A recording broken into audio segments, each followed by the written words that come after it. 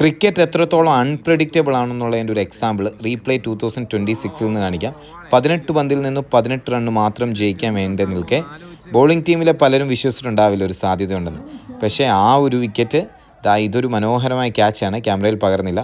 ഇത് ഈ ഓവറിലെ അടുത്ത വിക്കറ്റാണ്. സോ അവിടെയും അവരുടെ അത്ര ആവേശം ഉണ്ടായിട്ടില്ല. Still they are just hoping. പക്ഷേ ആ ഓവർ നന്നായിട്ട് ആ ചേട്ടൻ ഫിനിഷ് ചെയ്തു. പിന്നെ പെനൽറ്റി മേറ്റ് ഓവർ എറിയാൻ വന്ന ബോളറാണെന്നുണ്ടെങ്കിൽ നല്ല മനോഹരമായിട്ട് എറിഞ്ഞു കേട്ടോ. നല്ല ലെങ്തുകൾ നോക്കി എറിഞ്ഞു. വീണ്ടും മുമ്പത്തെ ഓവർ എറിഞ്ഞ് കളിയിലേക്ക് തിരിച്ചു കൊണ്ടുവന്ന അതേ ബോളർ വീണ്ടും വരുന്നു.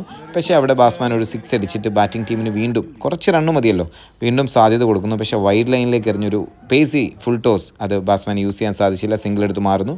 പക്ഷേ ഫൈനൽ ബോളിൽ വീണ്ടും ഒരു സ്ലോ ബോൾ. ഒരിക്കലും ഞാൻ പറഞ്ഞില്ലേ, ഇത് റീപ്ലേ 2026 എന്നാണ്. അത്ര അൺപ്രഡിക്റ്റബിളായ ഒരു ഗെയിം ഈ വർഷം ഞാൻ ഈ തുടക്കത്തിൽ കണ്ടിട്ടില്ല കേട്ടോ.